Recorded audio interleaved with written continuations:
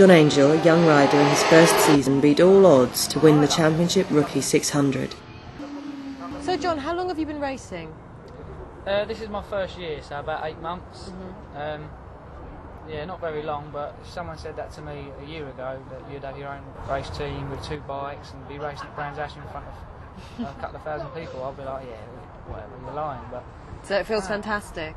it feels surreal, to be honest. I sometimes feel like I don't appreciate it enough, but it's happened so fast that, yeah, it's surreal. I look back and sometimes if I walk through the shop and Dad's got pictures of me racing my bike, I think, oh, that is me. And it's just what I'd have given when I was sort of 17. If someone said that to me, it would be like, can't wait till I'm 20 so I can live that. But no, it's brilliant. Yeah. My mum and Dad have helped me. They've been the biggest help over the year. I didn't expect them to help me because I didn't think they really wanted me to do it at the start of the year. But when they realised that I sold my car and was definitely prepared to go racing, they just put everything into it really, along with all their friends and family that have well and helped out in whatever way they can. My mum and Dad have definitely been behind me all the way and shown a lot of support throughout the year, and I don't think I'd have been where I am now if they weren't helping me, so thanks to them. Now I do try to work as hard as I can in the shop, even though my dad may think differently, but sometimes I do get caught out having a sneak peek at my own website because it's still a bit surreal to see pictures of yourself on the web, and it's good. When did you first decide you wanted to race? Well, I wanted to race since I was about 6, but I knew... The little plastic thing. Yeah, that's it, I come scorching down my lane and straight into a wall and knew that it hurts if you crash him as well, so... Yeah, since I was 10, I got my first bike when I was, I think, 12. I'd done cleaning for my mum on £5 an hour actually, which was pretty good. Not bad, So I'd done that for about a year and saved up for a little 50cc kind of go-peddy, my first motorised motorbike, and sort of like made a little track out over the park and was over there from when the park shut, which was 7 o'clock. I'd wheel my bike through the hedge and then make a little track out and be over there till sometimes 11 at night with a can of petrol, fill it up and do more laps, and I'd have races, and sometimes there'd be sort of 19-year-olds watching me on the swings that obviously having their little hangout, and I'd do commentary while I'm sat on it, and I can see it now, it's shockingly bad. But yeah, I learnt from that, to be honest. Went from there, and then I wanted a bike when I was 16, and Mum and Dad didn't want me on a moped because it's kind of, just too down. I knew what I was like, but they couldn't stop me when I was 17, and Dad was on the road by then, so I bought my first bike when I was 16, my GSXR 400, and I worked as a gardener, kind of a Saturday job. Paid off every Saturday's wages I give straight to my dad because I borrowed the money off my uncle for a road bike. Time I got on the road, did my test, and it was just that, the road and the rides we had out was a race for me. Everyone was doing it to go to the Little Chef and have a chat. I was doing it, so first to the Little Chef won, and first home was better. So I come a cropper once, slammed into a hedge going too fast, and that was when I kind of knew that it was going to be, the road was going to either take me out and kill me, or it was going to make my mind up that I had to go racing. So I just told everyone I was doing it, and they all, everyone, oh, you ain't got the money, you can't, just because you can do it on a computer, I mean, you can do it in real life. And I just thought, I'm going to show everyone. So I sold my car, didn't go clubbing anymore, saved up all my money, didn't drink, didn't eat Chinese, which was a big loss. And just, like I said, bought my bike from there, and that's when we're in a time warp now. And it seems like the first race at Snetterton was yesterday, but now I'm here battling to win a championship, and the help I've had, the sponsorship, it's just... So who sponsored you? This is your The main van, one's yeah? my mum and dad, yeah, because as I started working with my mum and my dad, he said you can use the van if you want to get there, which was, that saved a couple of grand straight away. One thing you can't buy, which I've realised, is my dad's mouth. The man can talk for England, and people love that. He's a friendly guy. You can get blood out of a stone if you come to it, so that helps with getting money. I was never going to be able to do as well as I have done on the budget I had to start with. I was kind of like one-way track. All my wages, I can do this, and I'll just let my riding get me through it, which would never have happened. If I look back now, I'd have been on my arse every 2 races because I wouldn't have had money for new tyres. How is it that you emotionally prepare for a race? I do struggle with nerves quite badly, and I think they turn into aggression and adrenaline when I'm out there, but just certain things that happen to me that I don't think, maybe I'm overreacting for it, but it's because I've got a big dream and a big passion for it. But it seems to it gets hold of me quite a bit. I do respect what I'm doing out there. People die doing this, so all the people that have helped me out, and I know when they're all in the stand watching it, they can't do any more. Once the bike's on the grid, that's it. They're all watching me, and I've got to perform. Well, I feel I have, because I don't want to let them down as much as myself. It's more for people that are watching. I like them to feel that they've helped and it's gone somewhere. I've won the race, and they think, oh, that was brilliant. They get the bug for it. So when you go out and race, is one of your worries things that are on the track? The biggest worry for everyone is oil. I mean, you can't help it if someone crashes in front of you. You got to miss them. That's happened. But it's the oil that is a big thing.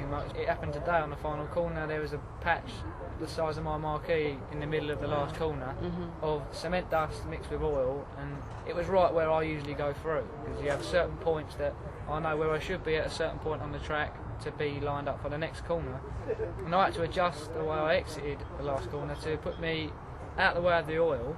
And it's probably the same for everyone, but everyone differ in where they want to be on the track at a certain point.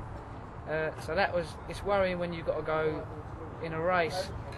If you're winning, it's the same as if it's raining. You have to make the decisions first, so everyone will follow into what you've done. So the oil, you never really know what the grip's like. So do you find that is actually something that's relatively exciting about racing, but it is different each time? Yeah, it's different every time. Winning a race is a big buzz. It's more of a test, because there's 36 riders behind from everywhere, done everything, all on different bikes. They all want where you are, and that's another thing that I do enjoy. How do you celebrate when you win a race? Whatever emotions come out, it might be a wave, or it might be a bum wiggle, or headbutt the tank. It could be anything. If you've been fighting really hard for 9-10 laps to get that first block, if it's a last lap, last corner manoeuvre and you win, they're the ones that kind of you think, yes, I've actually done it. So what have you found are your biggest influences? My biggest influence is my PC. Just the way it varies from a PlayStation. You buy a game, you can't change it, whereas my PC is, when I couldn't ride a bike on the road, I was changing games around so you could do just racing, and that's where I learnt my racecraft, to be honest, because people can ride a bike and you can go around a track fast, but there's also a certain element of racecraft where someone's behind you, defensive lines, like just showing them a wheel every now and then, or just drifting past them, coming back, and it's all it's all mind games. People don't realise it's like a game of chess. So how do you think the other races have gone for you in the season? There was a big point where everything changed, was when the new bike came. That was when, whether something clicked in my head or whether it was the bike that did help me, but I knew then I was going to be battling where I wanted, which was for first. First time I rode it, I won the first race, then I come second, done a little change, went out and won again, and that was like, I knew I could do that every weekend. And then at Snetterton, the second change came at Snet, where I've always struggled leading races. I've always needed someone to chase, like cat and mouse. I've always wanted to be, trying to get past somewhere. When I'm in front, I think I'm going fast, but I'm not going as fast as I could if I was chasing. In Snetterton, something clicked where I managed to get a 6 and 7 second lead in 2 races. Wow. And it was just, don't know what clicked, to be honest, but it feels the same here again, and hopefully, that's the plan, but it's never as easy as it goes in your head. You can always picture something and then it goes different. So I heard that one of your fellow racers died at Lyddon this year, and I was just wondering, as a racer, how that makes you feel. That was my second ever race that happened. I was just waiting to go out on the track, and we was told that things went wrong. Just brings you back down to reality, to be honest. Is it worth killing yourself to get a little silver trophy? Or we're all out there to do a sport and we all enjoy it, and that is the main thing that I don't know, takes away the fun element of this being the best sport in the world, is the danger. People do die. It just makes you think. I do respect what I'm doing. I know it does hurt, and you just got to ride within your limits, to be honest. Too many people are out there just to go mad on a motorcycle and not race. I'd like to be a bit more controlled in what I do and not just carry flatters around the track until I come off. So are you happy with where you are in the championships at the moment? How do you think you've done? Yeah, at the start of the year I said I'd be happy with top 5. As soon as I finished second at Snetterton, I wanted to win. So that changed straight away. I wouldn't, if I was finishing 10th, I wouldn't be here. I wouldn't do it because the money is just such a struggle, and you know, the people that are out there that are doing it for fun, I can understand that, but I'm not here to do it. I do enjoy it, I love it, but I love the winning, not the riding around with other riders. So yeah, I mean, the top 5 finishes came. Just progressed with the seconds, and the new bike I got started racking up the wins, and the championship started getting, you know, not so far away. And I thought, well, hang on a minute, I can, you know, well, I had 2 rounds left. Snetterton was probably the most important round we've ever done, or I've ever raced at. So I knew I had to make a big deficit up in the points. Yeah, and managed to win all 5. So that just fantastic. Fits into place. Yeah, and then now we're here with a 17-point lead, and hopefully we're going to take it home. But, excellent. So do you want to tell me about your bike then? Yeah. Basically, this is my first ever race bike that I've owned. It's a '99 Yamaha R6. Was it expensive? It was $4,000, which to me, when I was sort of 17, 18, that was a lot of money. Yeah. It still is, obviously, to anyone, but yeah, it was basically the first race bike I was going to get, and I knew I was going racing, and when I knew my mum and dad were kind of going to stick by me with it, I kind of dived at the chance to own one. So this was the first one really I saw on the internet. Drove all the way out to Preston to get it. Did a year's worth of track days, not racing, and then when we started racing, I kind of didn't expect. I knew I wanted top 5, but would be happy wherever I got, and got 3 seconds and a third, or something like that, on my first race, and kind of knew it was going to be a good season. What do you think was The lacking main about problem this bike? was, power-wise, it was all near enough the same as everyone else, but once you're going into a corner, it just didn't want to run the same kind of corner speed that everyone else could, so I was having to slow down to actually get round the corner, whereas everyone else was obviously making ground on me. So kind of halfway through the season, when it was just second, third, which was good for you know, consistency, but I'm not out there to be first loser. So Yeah. I had a little cheerful moment with my dad in the basement and that, and said that I wanted a new bike, and obviously he's not in a position to go borrowing loads of money, and then we had a chat with the bank manager, and I borrowed $8,000, and basically just wanted something a lot more up to date, with more power, handling, that I can actually, once I progress as a rider, the bike will carry me on. And have you ever won on this bike? Yeah, I won Lydden Hill, won my first race there, so I'll always remember that. It rained at Snetterton 2 weeks ago, and yeah, when it rained I had to get it out and won on it then. So, Excellent, well done. Yeah, no, it was good. It was that was a good weekend, to be honest. And that's what's brought the championship here, with me leading it, is that weekend. I knew that would be the most important one, to win all 5. I only need 1 first and 4 seconds, but if I start slowing, you get caught up in something else, or someone takes you out like I did last time. So no, I'm just going to try and get to the front. Hopefully run away with it, but I know Pat's going well, so yeah, we're going to be locking horns. So have you been taken out on this bike? I crashed at Cadwell on a warm-up lap when someone decided that there was something to stop for, and there weren't, and I hit his back tyre. Yeah, shame. Crashed then, and then last time at Brands GP I was on my new bike. Yeah, I was wiped out going into the hairpin at the top. Tom Gazzard just thought he had better brakes than he did, I think. So yeah, it was disappointing, but that's racing. Yeah. So do you want to show us your new bike? Yeah, this is my new one. Basically, just run some inquiries. A company called Race Lab, we specialise in suspension and stuff, and obviously setting up race bikes. And it seemed like the best move to buy it from not someone just out of a van. It's from a company who know what they're doing. Yeah. You know, I've got a lot of experience, and I've heard a lot about them. So yeah, I bought it. Went up to there and had a chat with Paul Andrew on the phone and stuff. And when we got up there, had a look around the bike, and it was sweet. Paul, do you want to tell us your side of the story? Paul from Race Lab. How did you perfect this particular bike? Well, it starts off as a road bike, and to compete at British Supersport level, you have got to do everything possible to get it to go as fast as it can. It costs a lot of money, and everything you can change within the rules of the championship we did.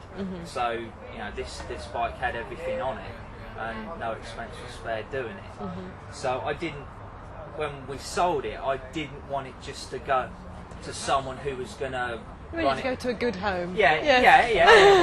I didn't want it to be just somebody's toy. Yeah. You were saying before about what you see when you're racing. So what's the big difference about this bike when you see it when you're racing? The difference is, I mean, one is when if you look at the actual bikes, you know, as their appearance, straight away you look at both of them, you know which is the newer bike.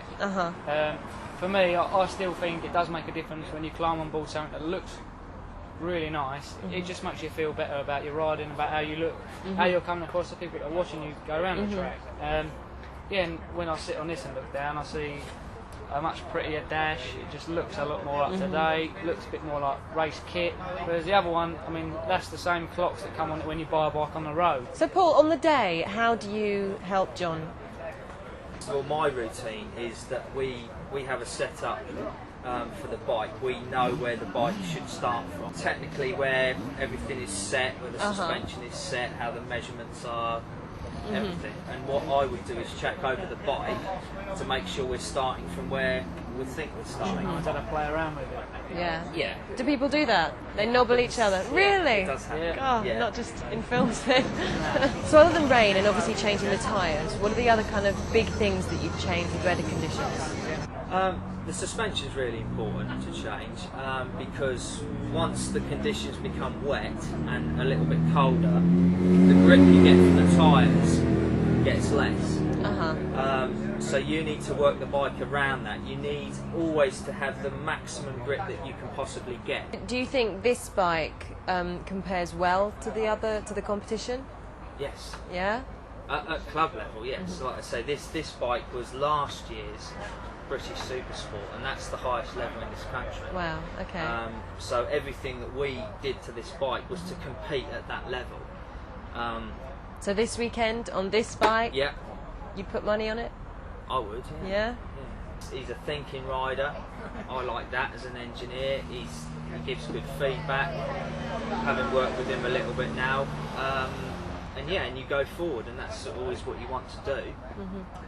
You know, we know that the bike has the ability, and I think John has the ability as well. Excellent. Put the two together. Yeah, you got winning. You got a winning combination. John Angel, what is that?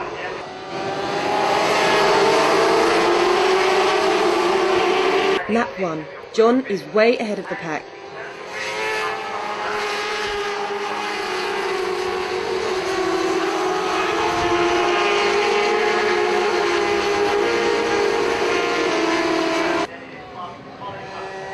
His lead is increasing as he beats the lap record at 49 seconds.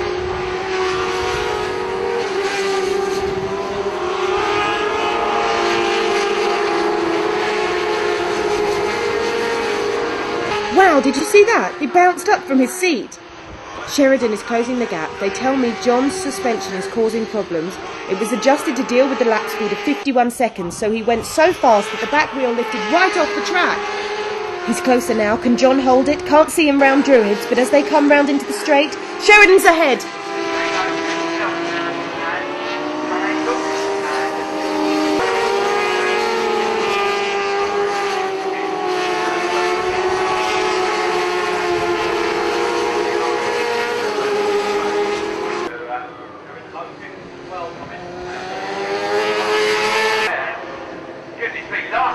So John finishes second, but with the points he needs. There they are, congratulating each other in true sportsman style.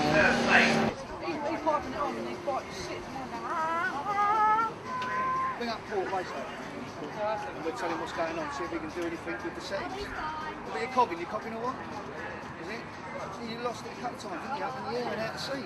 You've never had that, have you? The suspension proved to be a major problem, but a hurried consultation with Race Labs fixed it all.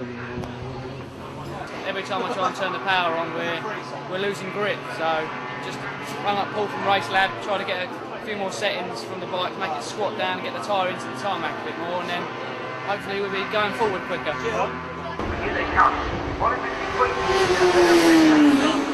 The next race saw Gazza bouncing off the edge of the track while Sheridan crashed his bike, leaving John with a massive lead.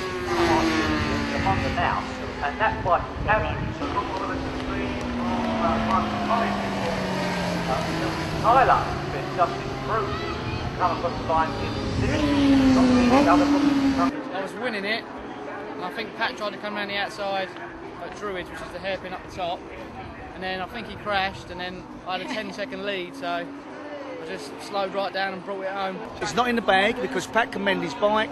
Tomorrow, as another day, John could crash or be taken out, so it's a very tight weekend. Because it's so tight for points, it's even more nerve-wracking than normal for winning the championship, obviously, and to get a win this close to the end is absolutely fantastic. So are you happy to support your brother? Yes, totally, 100%. It's nerve-wracking though, but have to be here no matter what.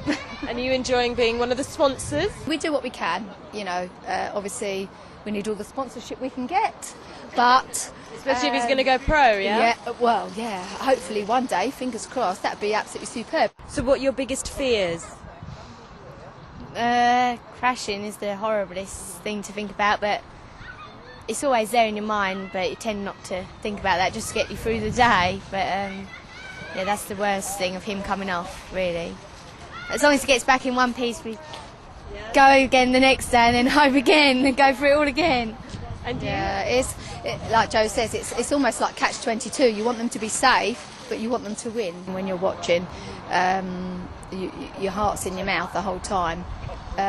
Although it's good, you go through every emotion in the book. It's hard to explain, really.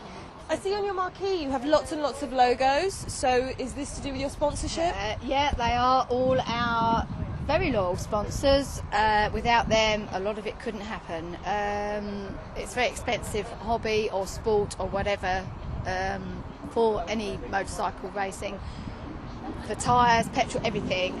So all of these people help us out a great deal. So that is why they're all on our banners. And this is John's dad. Yeah, just been cleaning all the bikes. We were talking about your sponsorship. Yeah, we try and get as much money as we can via sponsorship. Obviously, we try and present everything as best we can with all the graphics that we do at Angel Design and Print. Obviously, racing needs a lot of money, so what we can do is speak to people, and if they want to be part of Team Angel Racing, they will give whatever sort of money they can, and we will sort of like graphic up the bike, the marquee, banners, chairs, all the teams sort of wear, and that helps to support John's racing. So, But obviously as well gives them a bit of advertising for somebody who wants to come involved with it. so John changed his bike this year. So how do you feel that that's affected his racing? A lot more. He used to get angry because his first bike he used to have wasn't fast enough. He used to come back shouting, screaming, "Oh, I can do better, I know I can." So he got a loan and with Lloyd's Bank, and I know I can do better, and got his bike, and all of a sudden he's just clicked, and now he's getting 5 wins, and it's just amazing, really. Just very proud. Makes you want to cry. Over this weekend, obviously, we're all hoping that he's going to win. Yeah. So do you think that there are going to be scouts out there or anything? Who knows? It's You early don't know. days, we don't know. We can only- You don't know. We're And just he's- pushing for him to his, win. Yeah, it's his first year of racing, so he's still got a lot to learn. He even says that himself. He needs to learn and learn and learn. It's like any sport. You need, so much more experience before you can move on. The end of next year we want to go into the Virgin Mobile Cup, but he needs £20,000 to go into that. But that's good for a sponsor because obviously it's televised. So the sponsors who would prepare to put that sort of money in, or with someone else, they get coverage on the telly then. And away they go, and John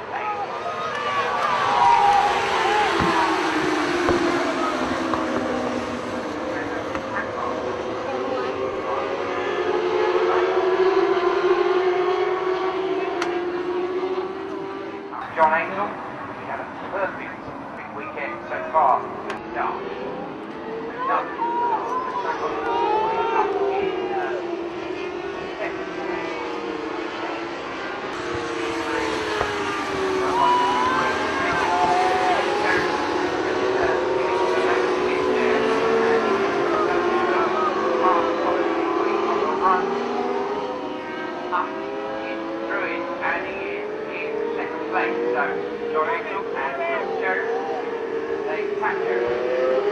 And then it was cheering all the way.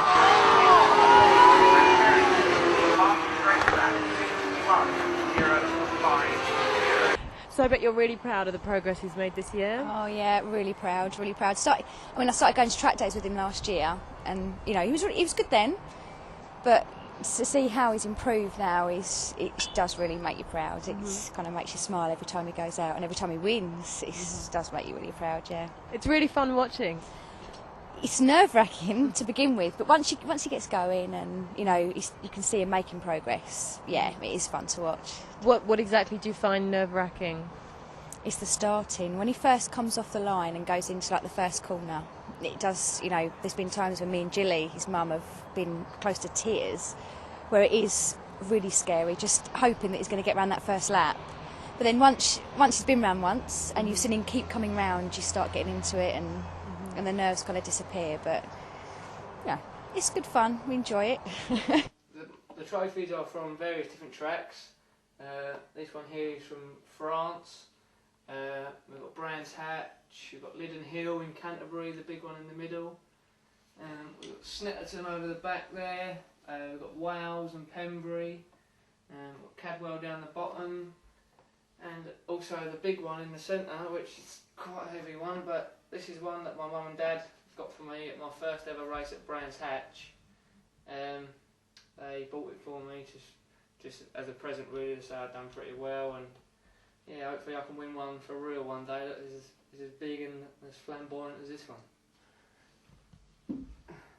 So imagine you're 30, which I know is a long way off for you, but when you get to 30, where do you hope you are with your racing?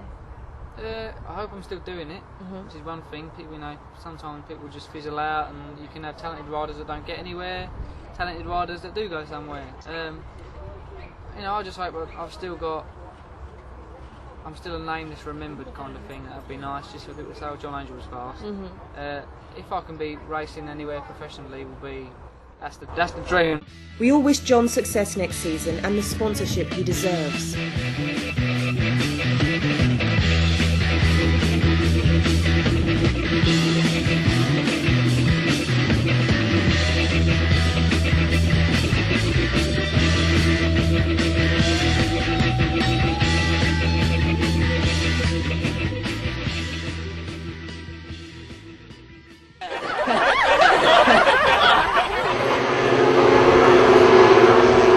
Is this on film? Yeah, come on. Daddy still kiss big boys. Just keep changing their tyres every 5 minutes and trying to interview them. Really annoying. That beep beep and the large plane movie, yeah, it's funny. It's that terrible noise. He's doing it on purpose. He's actually watching, he's tapping in the van. So you a fan of John Angel? So what do you think of John Angel? Bloody useless person who doesn't tidy up his room. No, that's my hands are there. So what do you think of John Angel's riding? So Bob, how does it feel down there? These Angel chairs are good.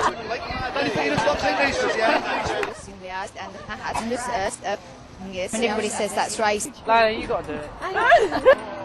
We love you.